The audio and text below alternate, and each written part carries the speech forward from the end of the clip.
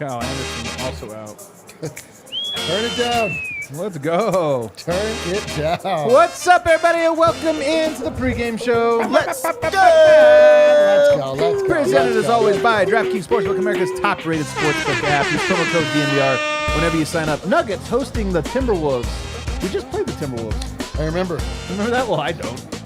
I was off that day. Did I watch? Did I watch the game? Did you? How long do you think I made it into that game? I bet you watched it 2 times. I watched it the entire way through. It's true. I did not go back and rewatch it, though. I usually do. I thought this time. Nuggets hosting the Timberwolves, though, the first time this season where they are not at a rest disadvantage. Does that mean the Nuggets are going to play? Well, we'll find out.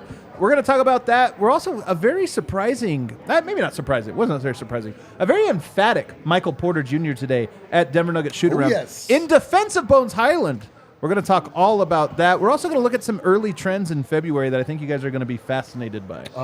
I am so ready to be fascinated. So fascinated. I love being fascinated. And then, of course, we're going to make money thanks to the man at the end. Store. Let me introduce my panelists over here. Dressed the same. They look like twins, don't they, Kel? They like twins. Yo, I almost can't tell which one's which. Close your eyes, now. Close your eyes, and you have to say which one of us is talking. Dev, why are you sitting so close this time? Oh, my God, that's not Dev. It's Eric. We move spots. What's up, guys? I'm ready to watch Jamal Murray go off and... wait, what? No, you're not. Yeah, boy. it's Zeke. It's a Zeke night. Zeke night. We'll never see a full-strength game ever again. I'm ready for that. Let's go, Nuggets. And then over there, we've, of course, got Superstar Dev. I just truly hope that we have not seen the last of Bones in the Nuggets uniform. It's funny you say that because part of me was sitting here wondering, does he play tonight? Does he Jamal play? Murray is, of course, out. Let's get into some of these game wild. notes. Let's get into some of these game notes. Jamal Murray is out for tonight's game. He was a bit of a late scratch, although I kind of get the sense, Dev, that the team knew he was out and they just didn't say anything till the very end. That's just based on some of the things I'm hearing from the arena. Yeah, I don't even know why they do that to people. They just want to make bettors and fans have to guess. They should have done that for the last game in Minnesota, and then right before tip, they'd be like, Yoke's out tonight. He's actually not here. Yeah, Late scratch. They're like, Jokic, in Prince, not in arena, is out tonight. Is out tonight. It's his right knee inflammation. Not his left knee where he had the surgery, but the right knee. But Michael Malone said Is that better or worse? Well, he did say that it was something that was probably building up over time. It wasn't a thing. Like, he didn't have an injury to it, but he did say it was over time. And so they're keeping him out. I think, guys, that the All-Star break, it's always right now. Like, it's always right now that everyone starts to be breaking down. It just shows you how important that week off is for the team. And I think everybody right now is dealing with a little bit of something on the team. And Nuggets just got to make it through like 10 more days. I swear to God, I think it's psychosomatic. Could be. I really, like, the more I think about this, I feel like they should take the All-Star break out and have it after the season. Teams stop trying to win. Like, it ends up, like, nullifying the 3 or 4 games leading up to it every year. It is true. I will say Denver's had some doozies, though, right before the All-Star break. For sure, I mean, because other teams have been... Yeah, Denver's the focused one. Yeah, like I'm saying, like it gives teams like this weird senioritis where you're like, season's almost over. I think you're right about something here about the psychological impact, but I also just think, man, the season's so long. It is, for sure. And it's a sprint. At the end of this, even there was DeAndre Jordan today at shoot-around was talked to the media, and he was great, by the way. We posted both videos from Michael Porter and from DeAndre Jordan on our YouTube page. I highly recommend after the game or sometime maybe tomorrow, check them out. DeAndre Jordan, very insightful. But he mentioned that very thing about, like, you know, we got to just get through the stretch, get to the break, and then after that is when we got to start to turn it on. He's like, I don't want us peaking too early. After that is when we really start to try to round into form. And it's funny when veteran players say that part, you know, like, they don't hint at it. They don't suggest it. They're like, after that's when we're going to really. Yeah, you're like, what have we been doing? Yeah. Senioritis usually comes at the end of the year, but this is like a weird senioritis. Mid-senioritis. Yeah, because it's like the pre-Christmas break in school when you're like, let's just watch a movie. Were you a procrastinator in college? In college? I just sent a graphic over to Kale in the last minute that's going on the show. You ever I swear to God, this is how I'd always do it. You had like a 10-page paper you had to write, and you have a month. And you'd be like, all right, I'm going to work on this part this week, this part. And then you get through the last week, and you're like, I haven't done any of it. Yeah, and then you get it done. And then you just bust it out. And you're like, bust it out. Good enough. Michael Malone Zeke Naji also out tonight, by the way. Damn. So not a Zeke night. maybe not a Zeke night. Paint, defense, and transition are the keys. Michael Malone is the pull string. Yes, Michael Malone, what's the key to tonight's game? We got to protect the paint. We got to keep him out of the transition. Like, all right, every single time. But he did mention that in this last game, albeit not indicative of what the Nuggets usually are. They gave up 74 points in the paint. Yeah, that's tough. Yeah, that's a brutal one. You're not protecting the paint that's tough for a Michael Porter Jr. led defense. Yeah, it is. For this tough. And then Christian Brown. I love this part about. He was asked about Christian Brown in particular, playing well, and he said he attacks the basket. I love that about him. He's a lot of guys you can't get him to do that. He's like he just always is flying at the basket, and because of that, he gets fouled a lot. He also said he's mature, not a typical rookie. And then I thought this part. Michael Malone is too smart to ever say anything that's a little too incidental. He said, what I like about him is that he has earned the minutes that he is getting and now taking advantage of those minutes that he earned.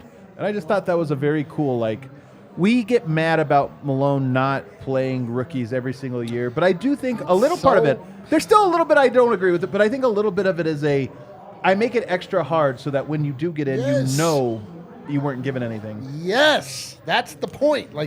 We will argue. We'll talk about this till the end of time, till the end of Michael Malone's tenure. He runs his basketball team like a military unit. You can't. Nothing is given. Everything's earned. You can't overstep a vet. You don't just show up and start and become a starter. I firmly believe this came from the Emmanuel Mudiay experiment, which went horribly awry. And now it's like, all right, listen, you have every opportunity to fight for those minutes, but I'll tell you, you're behind a year on what somebody else has shown me. So I get it, and I agree with it. Do you think tonight, Dev, Bones hasn't played the last, 3 games? Trade deadline's 2 nights away. Murray's out tonight. Maybe I'll preface it by going in here and say we're going to talk about MPJ here, but it's not a certainty that they're trading Bones. It's not a certainty. I think it's very likely. Do you think there's a chance he plays tonight? Absolutely not. I truly don't think that he plays in this game just because he hasn't been playing the last couple games. And how do you justify that? We were going to trade you. We thought we were going to trade you, and it didn't work out. Or there was not enough suitors, so you're with us and you're back in the rotation. Well, first of all, that might happen anyway. For sure. Maybe that means he'll play Thursday, but that looks crazy. At least then it's just like, hey, it came and it went, and now you have to work hard, and it's like a humbling experience. But right now, when you're ahead of it, you're like, hey, we don't want to injure him. We don't want things to go bad because it's not like he could go out and have a 30-point game and teams are like, okay, let's just change our mind. At this point now, it's already close enough to the deadline. You don't want anything bad to happen.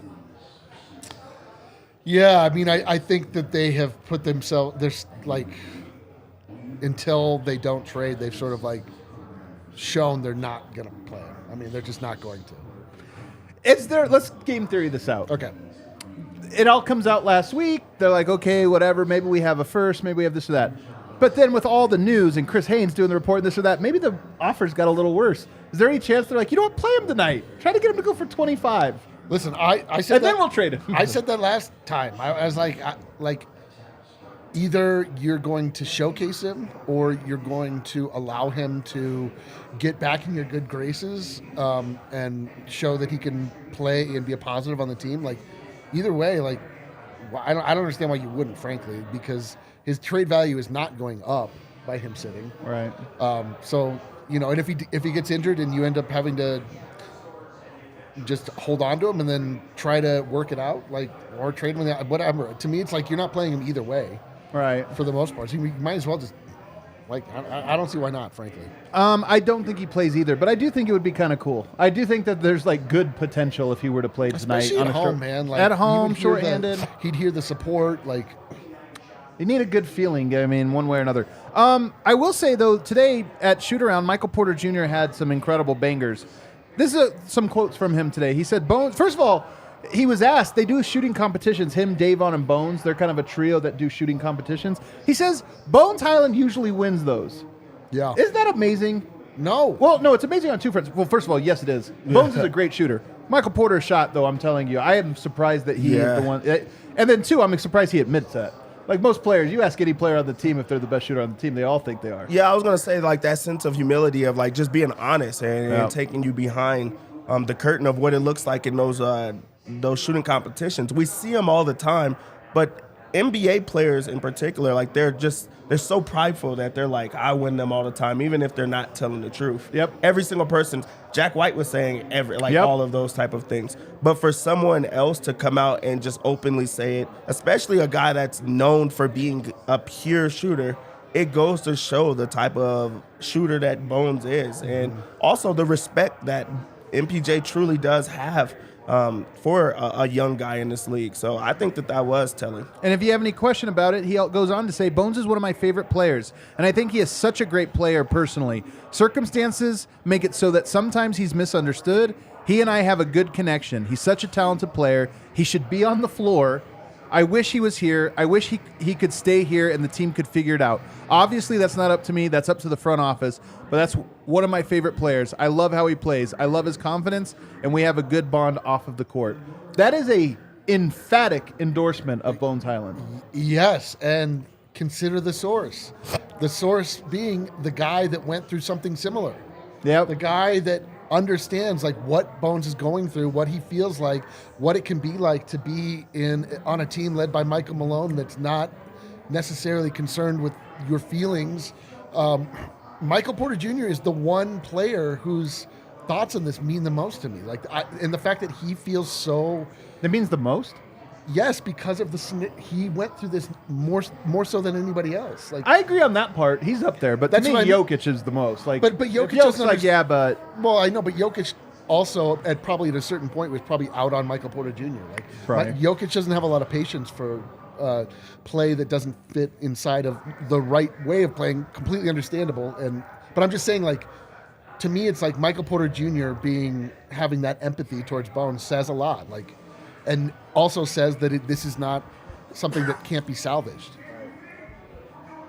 You just agree? I mean, yes and no. I do think that it's great that someone who else has been looked at as being on the outs of the team endorsing. I think that it goes a long way of showing, guys can get through it. Because I feel like Michael Porter Jr. is at a point where he's good with the team. He has gotten through it, so he's worked extremely hard to get there. Also, he could take a young guy under his wing, even though he's not, necessarily a vet, but he's a vet in that circumstance. I mean, but also I think that you're right. It does come down to Yoke. It does come down to Jamal, the actual core who's been part of, the team and who they're building around. Those guys are going to be around for a long time. Does it change your opinion at all, Dev, about what you think Denver will do? MPJ endorsing? Not at all. Not at all, honestly, because I don't think that they care about, making a guy happy in Michael Porter Jr. because, at the end of the day, he's going to get paid. I think it's about giving them the best chance to win a championship, making a move that puts them in a better situation to win a championship. That's the only thing that the front office cares about in any way. So I don't think that MPJ's endorsement is the one that changes any minds. I don't either, but I will say this. There's a sense of inevitability about this trade, right? It just feels like he's on the way out, and I maintain that. I will say that while I think that he does, in fact, get traded, I do think that if it doesn't happen, and there's a million reasons it could not happen. You have a deal lined up, but then all of a sudden something changes, and that deal's no longer on the table, or the deal falls apart at the last second, now all the other deals are dried up, whatever it is. There's ways that this could not happen. Or maybe it just happens that some of the rumored returns, like today there was a report that Cam Reddish is maybe a target. It's possible that Denver looks at it and says, you know what, that's just not good enough. We'd rather sit on this or whatever and roll over. Let's not forget, Ben Simmons had a falling out and didn't get traded for 6 months. And then ended up getting them Philadelphia James Harden, an all-star caliber player. Sometimes there is a value to just saying, as bad as this is, we're just not doing it right now and we're waiting. So Denver might arrive there. What this interview tells me, there'd been rumors, we'd heard some on the record, some off the record, Dev, about, how bad are things, like this or that. This makes me think a little bit more confidently, if they can't pull a deal off, they'll be able to make it work for the rest of this year. Meaning it won't be a thing where it's oh my God, now it's tension and this has always been my thought, is that unless we're talking about something that's actively hurting the team, or we're talking about something that actively helps the team in what we're getting back, there is no reason to make a bad deal. There's not a gun against anyone's head. There is not something that's absolutely pushing it. I mean, I understand Bones wants to play, but like, okay, so play better. Then you get to play. Like, if he was a cancer in the locker room and like players didn't want to be around him, like that's one thing. But this is proving to not be that. So like, you either better get somebody that, if we keep hearing the timeline, you better get somebody that matches the timeline, or you better get a premium pick that matches what was in the top 8 or at least the top 10 of last year's draft class, in that he made the all rookie from the 23rd pick, right? Like that's 25th, maybe, I don't know. Right. So that's rare. That's rare to hit that. To give up on it and not get something in return, or to take a less is bad business, and it's not how you have continued success. I agree with you all except for the part about giving up. I don't necessarily know that the Nuggets would be viewing a potential trade as a giving up on Bones. Well, it's more of we have a chance this year, and is he the guy that's right for right now? The return, and is the return worth? The return will. I mean, it would be giving up on Bones, but it would say because they're not having him in their. But I'm saying it might not be a giving up. To me, is like, this guy's never going to make it. I don't think it's if they trade him, I don't think it's because of that. That might not make it in the circumstance. Might not be the guy. Like right now, it's not going to happen. That's by what I'm saying. Playoffs. Like if they don't get a guy back that is going to help them win, and they just get picks back that are okay, then that is giving up. I will say this: for whatever reason, it seemed like they could not bench him prior to 3 games ago. Like, he played bad, he still would get the go. Christian Brown would be benched. He would not play games. I do wonder, whatever happens, Denver does feel like they've turned a corner to where, you know what, he could just catch a DMPCD some nights. He just might. Yes, just bench him. And that might be a thing he would have to deal with. We'll just wait and see what happens. I hate that. I really do hate that idea. I mean, when you bring up guys like Ben Simmons and other guys, these are guys that are established in this league. They're older. They have accomplished things, and there's like a return on them later on. Like, we knew that a team was going to take a flyer on a Ben Simmons. With a young guy, you're just kind of just keeping him around, and it's always going to be that issue is not going to go away. You don't think he'll get better? He's not going to get better by just sitting. Like Malik Beasley's trade value went. Yeah, but Malik Beasley's trade value went down the longer they held. You're not going to get better. The idea is not going to be like, oh, Bones is like practicing harder now, so he might possibly become a better defender. Like, another team is not seeing those things or thinking those things. They're like, you're not playing a guy for a reason. Why doesn't he get better and he helps the Denver Nuggets? I mean, look, it might not, because Denver's looking at the bench and saying, hey, we need defensive-minded players. If they don't bring one back, I still think there's something to, yes, but there's nobody that is standing in Christian Brown, Bruce Brown. There's nobody standing in the way of what Calvin Booth might consider to be their best chance of winning. And again, maybe you accomplished that already just with the last 2 weeks, because now Michael Malone is more empowered or more likely to just say, hey, you're not playing tonight. We're going defensive with that second unit. Maybe. But I think if they do trade him, again, it's more to me about the team saying, we need something different out of those roster spots this year. Not better, not worse, just different for us. And to me, I don't view it as a giving up, more as a just we're going a different direction. Yeah, it all depends on what they get back. That giving up is we get less for it. That's giving up. Yeah, I mean, we'll see. We'll see what they end up getting. Let's move on now to talk about February. So we're only a couple games into February, but there's some players that are going on a little bit of a run right now for the Denver Nuggets that are on a little bit of an upswing. Can I start, Kale, with Michael Porter Jr.? Oh, they're on the same graphic. All right, well, then we can pull them up. Oh, I thought we had the little yogurt or whatever you call those things. Let's look at Jokic here. The Mogurt. How do we have 134? How is 18, 16? Oh, is that 13.4? Okay, that's 13. I was like 134 assists. Wait, what? 18, 16, and 13.4. This was the graphic. Oh, is this? Well, this is the procrastination. Man. This is procrastination graphic. 134 assists. Jokic is averaging a monster triple-double. The points aren't monster, but 16 rebounds, 13.4 assists. Dev, he's almost a lock to average a triple-double in February, and we're only 5 days in or 6 days in. I just want him just to continue doing it because it makes it closer to having a lock of him averaging it for the entire year. Yeah. That's what I want. Like, this is an insane stat line for a full, like, for a full month, if he's able to truly do that, like that just separates you because it's just so unique. Like he's such, we used to say it a long time ago, but we don't have to say it anymore. But it's like a unicorn type of thing that nobody else is doing. Nobody else has done it in quite some time. Maybe Russell Westbrook was the only guy that did something like that. Like, that's incredible. And it's coming from your center. Yep. Bring that back up, Kale. We have Jamal Murray in February. Look at these numbers. It's only 2 games for him, but 37 points per game. It's, of course, aided by his 41-piece. But his other game was a 33-piece. 7.5 assists, 5 rebounds. It's not just, Dev, that he's put up 37 points over 2 games average. 7.5 assists on top of that. He's doing it all. Yeah, he's also in the rhythm right now. Like, he's truly in the zone of not only being, the team's best scorer right now, but also running the offense and having the offense run through him. He's officially back, as some would say, and just doing it on both ends of the floor and in various ways. Like he's like putting like up huge numbers like in the whole box score. He's just not just doing it one way. So he looks great. And then lastly, you have Michael Porter Jr. at 21 points per game. And here's why this is meaningful, Dev. I went through and broke it down into 10-game slots for Michael Porter this year. He started off pretty good, but there were some highs, some lows. He had a middle stretch where he was less than his average, dipped a little. He has 10 20-point games on the season, 20 or more. 5 of them have happened in the last 10 games. Yeah. He's right now, in my opinion, on a sneaky upswing. It's not a monster where he's putting up monster numbers, but his average is just up 2 or 3 points over this last little stretch. I think he might be in line for a pretty good February. Yeah, and the huge thing about that is just how he's reading the court.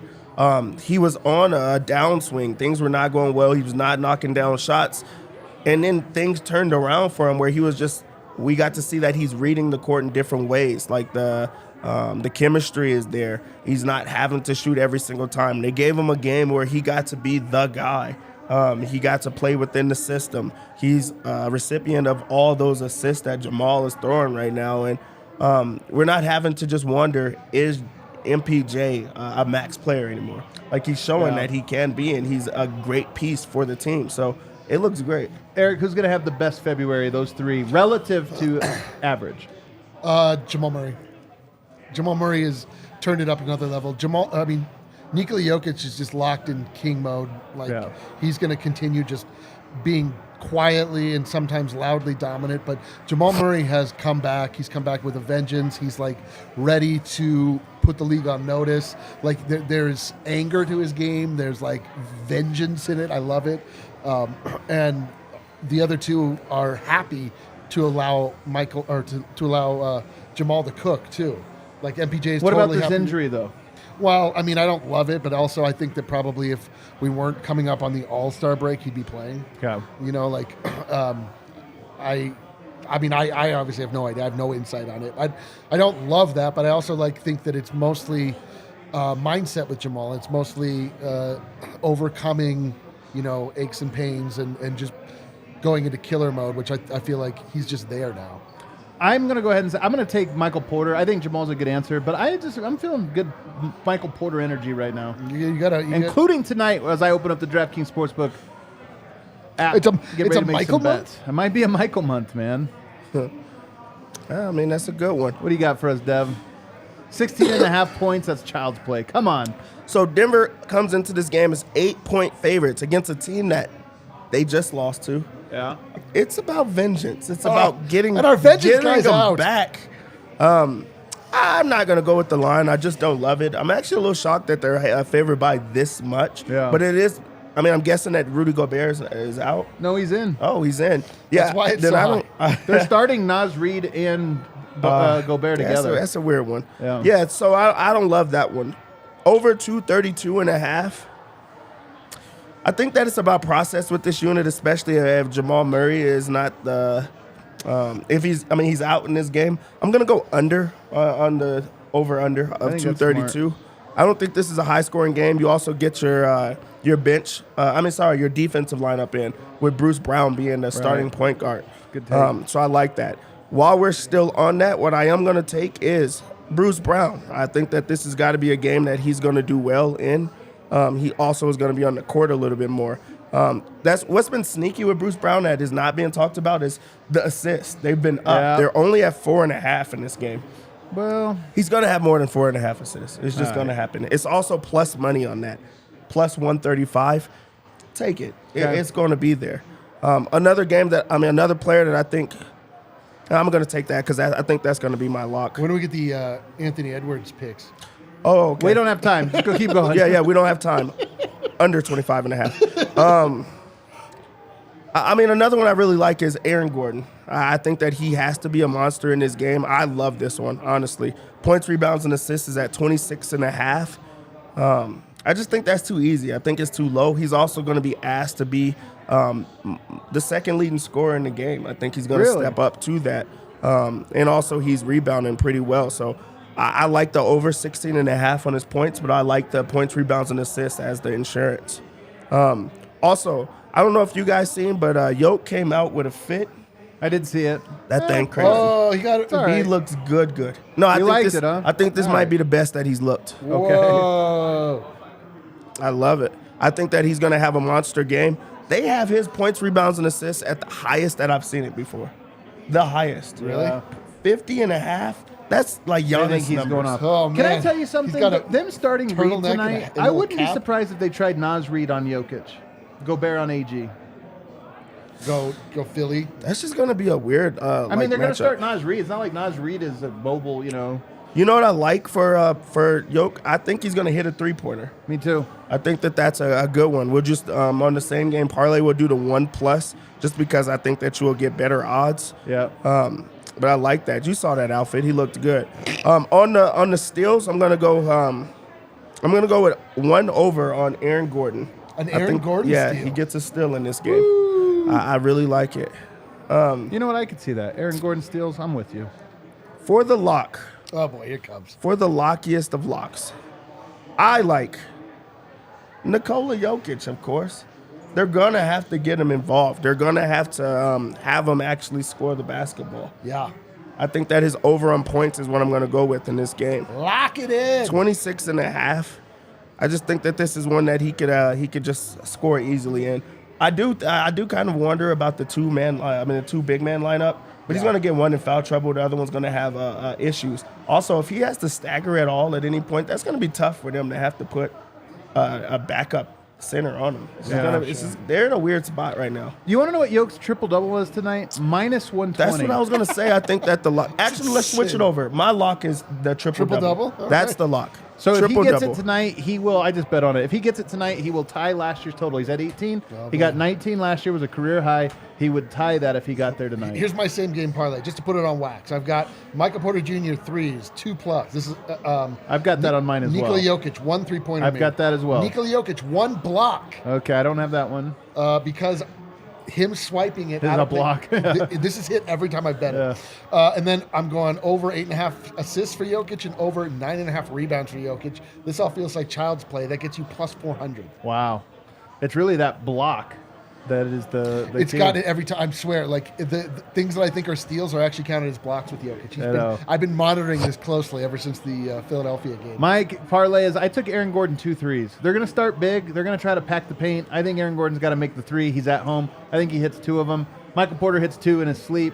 I think Jokic hits 1, and then I took Aaron Gordon 1 steal. I like that one. That's my parlay. All right, everybody, we're going to go down and watch the Denver Nuggets down at the DNVR bar. Hit that like button for us on the way out. We'll see you guys in the postgame. Let's go.